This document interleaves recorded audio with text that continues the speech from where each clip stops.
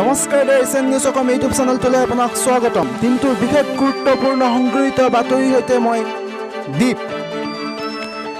গুৱাহাটী বিশ্ববিদ্যালয়ৰ এক সিদ্ধান্ত, কৰোনাৰ ত্ৰাসৰ বাবে শৈক্ষিক দিনপঞ্জীৰ হাল সলনি। জুলাই শেষ সপ্তাহত BEd পৰীক্ষা। অসমত কৰোনাৰ ত্ৰাস, দুজনৰ বৃদ্ধি হ'ল কৰোনা আক্ৰান্ত। দিল্লীত কৰোনাত আক্ৰান্ত শিৱসাগৰৰ এগৰাকী ব্যক্তি। আক্ৰান্ত লোকজন শিৱসাগৰৰ পাঠাকুৰ বাসিন্দা বুলি জানিব পৰা গৈছে। তেওঁ বয়স 63 বছৰ। পাকিস্তানৰ সহায়ৰ বাবে আগবাঢ়ি অহা নাই কোনো দেশ, মন্তব্য কৰিলে পাকিস্তানৰ প্ৰধানমন্ত্ৰী খানে। ইমৰান খানৰ মন্তব্য।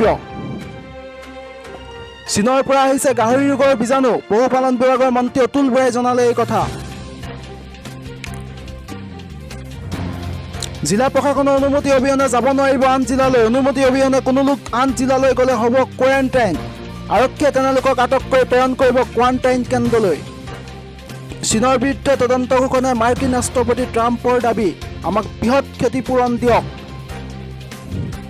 2 মে'লৈ অব্যাহত থাকিব ASTC বাছ সেৱা। ASTC বাছত যাতায়াত কৰিবলৈ ফোন কৰক 104-ত।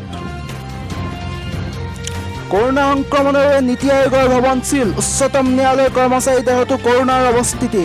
প্ৰতি 10 লাখ নাগৰিকৰ বিপৰীতে মাত্ৰ 200জনহে পৰীক্ষা। BCTত ছমাহলৈ ৰাজ্যপালৰ শাসন বলবৎ। সুদীৰ্ঘ 15 বছৰীয়া হাগ্ৰামাৰ ৰাজৰ অৱসান ঘটিল BTADত।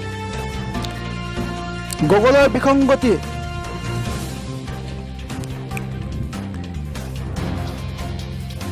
ভাৰতীয় অৰ্থনীতিত 10 লাখ কোটি টকাৰ লোকচানৰ সম্ভাৱনা। GDP বিকাশৰ হাৰ 30 বছৰৰ ভিতৰত সৰ্বনিম্ন হ'ব এইবাৰ। দিল্লীত কৰোনা আক্ৰান্ত অসমৰ CAF বিষয়াৰ মৃত্যু।